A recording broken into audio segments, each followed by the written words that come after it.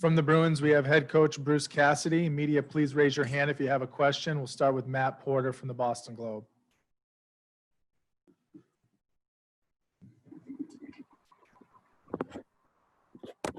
Go ahead, Matt. So you guys obviously had a ton of opportunities today. Was there any frustration? We saw a little bit with some of the guys, but obviously your top line does not get frustrated, just the frustration level of your team. Listen, this is playoff hockey. Guys are going to get frustrated. As long as they don't let it affect them on the ice in terms of their job responsibility, job description, and discipline. I think Jake was a little bit. He had a couple of good looks. It didn't go his way. I thought he worked hard to get those. He keeps doing those type of things. They'll go in for him. Power play got frustrated for obvious reasons. Give them a lot of credit for balling us up. We got a little stubborn at times, so there was some frustration there. But at the end of the day, it didn't affect our 5-on-5 play, Matt. I thought we stuck with it, defended really, really well. Played hard, played for one another, supported pucks, and did a lot of good things on offense, 5-on-5. I thought Mrazek played really well, made some key stops and some good looks for us. But, it was certainly our best 5-on-5 offensive play we've seen, since we restarted. Steve Conroy, Boston Herald. Bruce, you know your top line there as well as anyone. It was kind of a slow, methodical process to get the game to where it was. But was it there a relief to see them make plays like they were able to do today? Listen, relief is not the right word in my estimation. These guys are battle tested. Certainly Bergie and Marsh. Pasta's been through it too, not as much as those guys. So we got a lot of trust in those guys. We have discussions. Where's your game at? And don't forget, Steve, that Pasta missed what a lot of teams went through the training camp. So even though they've played together a long time, it'd been 4 months and change, and now you're coming into a part of the season that's high stakes. So we knew there'd be a little bit of I don't know if rust's the right word, but it would take some time for them to make those little plays, and overtime is them. That's them. Face-off play was them. They've missed a little bit of that, in the round robin, and tonight they know that there's a little more at stake as well. So put those two things together, those two factors together, and we knew they'd be there and competing, and competing at a high level. And when they do that, they're so talented and smart that things are going to happen for them. They did. Fluto Shinzawa from The Athletic.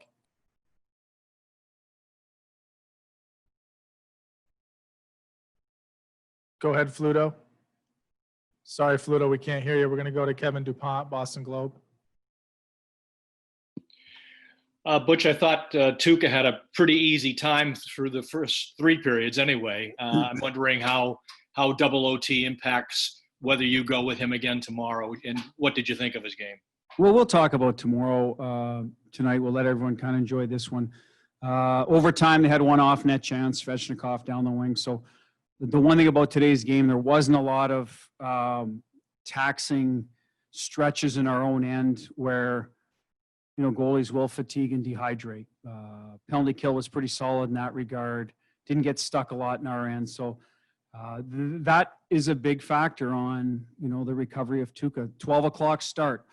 Don't forget, a lot of the back-to-back games, Kevin, specifically with us and everybody, is you're traveling and you're getting a poor night's sleep and an early morning. So those won't be the case in this particular back-to-back. Everyone should sleep well tonight, get some rest.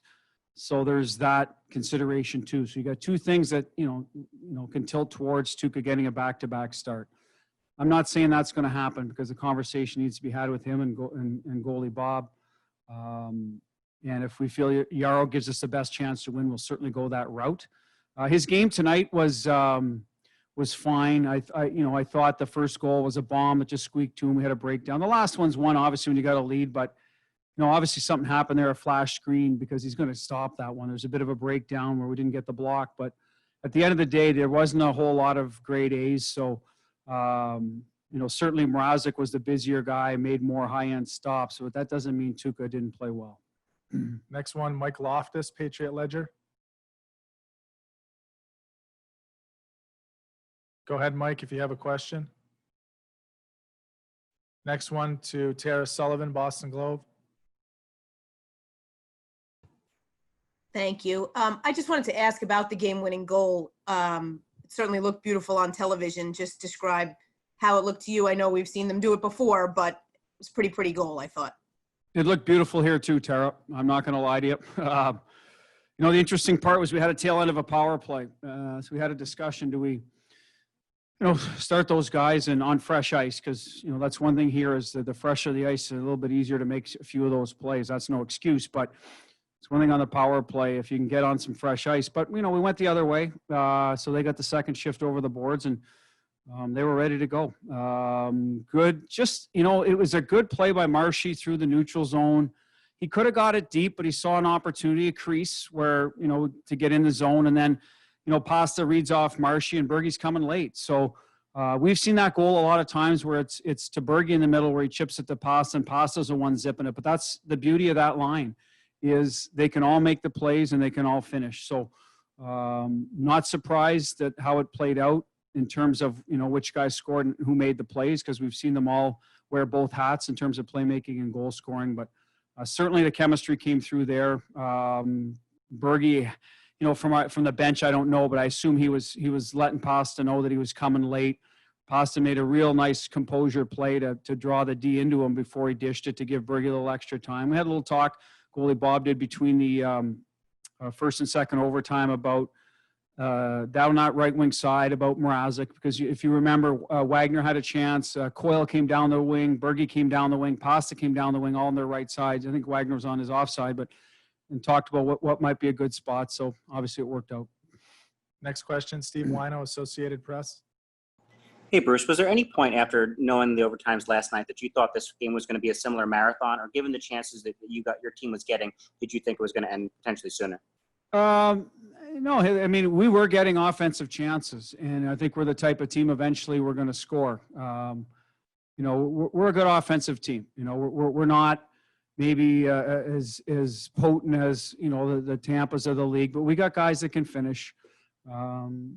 So we just felt if we continue to defend well, limit Carolina's chances, eventually, you're going to break the other team if you keep getting good looks. And it just happened to happen early in overtime. And I thought the first overtime was a lot of that. We didn't give up much yet. We had some action around their net that, sooner or later you're going to get something to go your way, and just happened to be a real nice play. It wasn't, I would call a lucky play by any means. It was some really top end players making plays.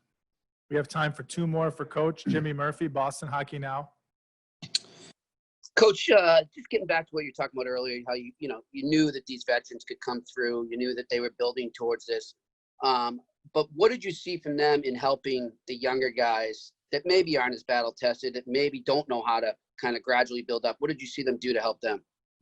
Well, I think they were looking after their own game, and I think just that the line was on the ice for a couple goals, and this is Bjork's first playoff with us, Richie fan. So they were like, hey, listen, stuff happens. Let's make sure we tighten up the next time. Keep playing your game, and they got a big goal for us too. So there's a little bit of that communication to the new guys. We talked to Losey. Charlie, had to go to the dressing room for a second. So Losey got a few extra shifts, and hey, just battle and play. And I think you just got to get the first couple under your belt, Jimmy. No one's tearing anybody down here. It's not the time of the year to do that. We're trying to motivate, encourage guys for sure, but the players are good that way. That's why they're winners. And Kasha is another guy first game. I thought he was fantastic. He's on pucks all night, played his game, had some good looks, nice play on Krejci's goal. So that line arguably was, you always look at the tape, the tape after, and they're probably our most dangerous line tonight. So that's something that we talked about, secondary scoring. Get a goal out of Charlie Cole, third line. So good defensive play, like I said, from Losey, who's new to the lineup. So a lot of good things that way. Last one for Matt Vitor, Mass Live. I was actually going to ask you about Kasha, who you just mentioned. Did it feel like that's the seeds of what Krejci and Kasha can be together, the way they were creative? Well, listen, I'm going to guess it's going to be a high-end game for them tonight, the way that, if they can do that every night, we're going to be a very dangerous hockey club. And some nights I think the puck follows you, you work for it and you get it back. And other nights you work, your butt off and it doesn't seem to bounce your way or find it. And you got to stick with it. Tonight they worked hard to I thought Jake from the first shift on, second effort, Kretsch was going, good enough circle. Solid with the puck, away from the puck to get it back. So, yeah, I mean, that's the form we would like. I'm not going to lie to you. I mean, I'd love to replicate that, every night with those guys. And like I said, Kasha took a few hits. He bounced back. But really what I liked is the second effort on the pucks. That makes any team hard to play against. And, and that's what happened with that line tonight. And they were, I guess if you ask Carolina, I thought they were hard to play against. Coach, thank you for your time. Thank you.